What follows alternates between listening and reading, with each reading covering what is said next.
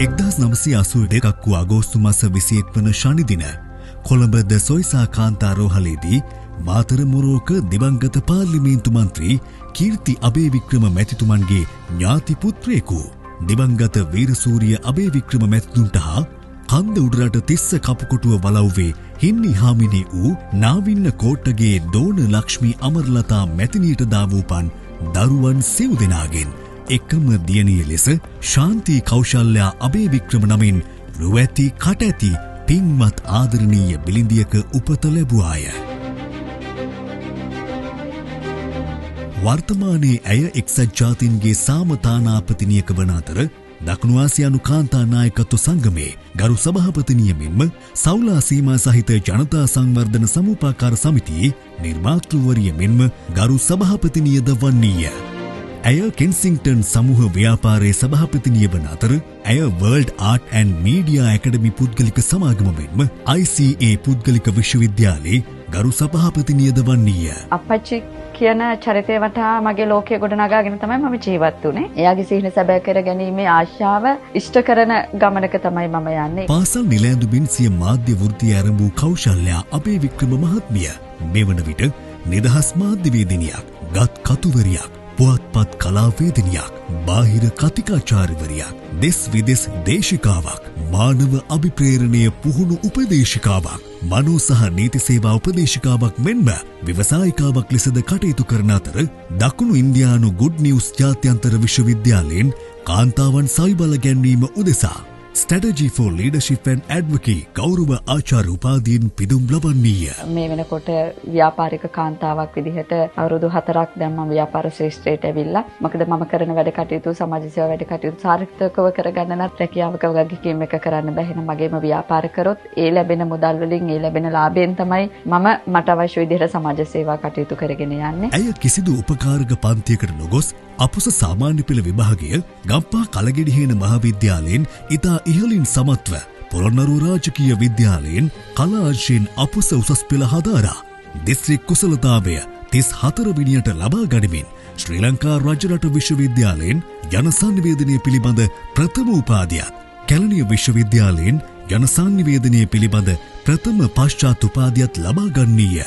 අනතුරුව ඇය රෝහණ විශ්වවිද්‍යාලයෙන් සහ නේපාලයේ ත්‍රිභුවාන් විශ්වවිද්‍යාලයෙන් සාමය ගැටුම් නිරාකරණය සහ සංවර්ධන අධ්‍යයනය පිළිබඳ දෙවන පශ්චාත් උපාධිය හැදෑරූ අතර වර්තමානයේ ඇය ව්‍යාපාර කළමනාකරණය පිළිබඳ සිය ආචාර්ය උපාධිය ඇමරිකානු ගර්න් විශ්වවිද්‍යාලයෙන් හදාරන්නීය. අපි සුළුවට පටන් ගත්තේ කෙන්සිටන් ඉන්ටර්නැෂනල් හෝල්ඩින්ග්ස් පුද්ගලික සමාගම අද වෙනකොට සමාගම් ඡාලයක් බවට පත් වෙලා තියෙනවා. අපි ඒක හරහා Kensington international infrastructures import and export private limited කියන ආයතනය ආරම්භ කරා. ඒකෙදී අපි බලාපොරොත්තු වෙන්නේ සුළු හා මධ්‍යම පරිමාණ ව්‍යාපාරිකයින්ගේ දේශීය නිෂ්පාදන ජාත්‍යන්තරයට ගෙනියලා අපිට ඩොලර්ස් ලංකාවට ගේන්න වැඩි වශයෙන් අවකාශය හදලා දීලා අපේ රටේ ජනතාව විදේශගත වෙන එක වළක්වන්න ඔවුන්ගේ ආර්ථිකය සමත් කරන්න ව්‍යාපාර අවස්ථා ඔවුන්ට හදලා දෙන්න. කෞශල්‍යා අබේවික්‍රම මහත්මිය ආදරණීය මවක් මෙන්ම සෙනෙහබර බිරිඳක් වන්නේය.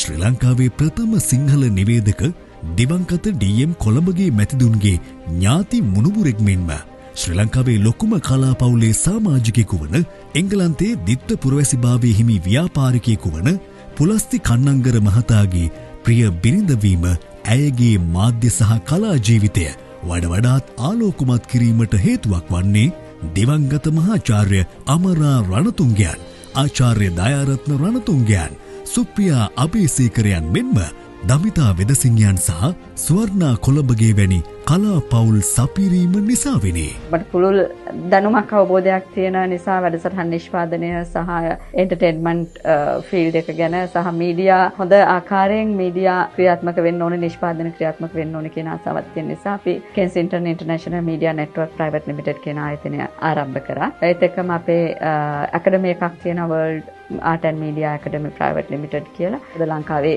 ගොඩාක් මිනිස්සුන්ගේ ජීවිත පහුගිය කාලේ විනාශ වුණා. විවිධ ව්‍යාපාරවලට අනාරක්ෂිත ලෙස මුදල් ආයෝජනය කරලා සහ අතත්‍ය වෙළඳපොළවල් වල ආයෝජනය කළා නොදන්න සහ නොහඳුනන පිරිස් වලට මුදල් ආයෝජන කළා මුදල් වර්ධනය කරගන්න කියලා.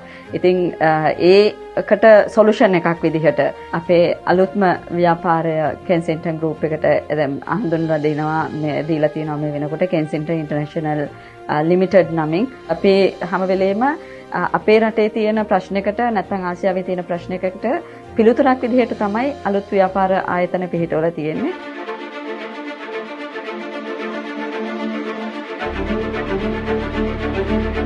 උසස් අධ්‍යාපන අමාත්‍යාංශයේ 21 වන සියවසට උසස් අධ්‍යාපන ව්‍යාපෘති නිලධාරිනියක වශයෙන්ද ශ්‍රී ලංකා සෞන්දර්ය කලා විශ්වවිද්‍යාලයේ උපකුලපතිවරයාගේ ලේකම්වරිය ලෙසද අනුතුරුව අග්‍රාමාත්‍ය කාර්යාලයේ ප්‍රවෘත්ති නිලධාරිනියකද වශයෙන් රාජ්‍යාංශයේද අධ්‍යාපන ශාස්ත්‍රයේද පුළුල් වෘත්තිමය අත්දැකීම් රැසක් ලබා ඇති දක්ෂ වෘත්තීය වේදිනියක වන්නේ.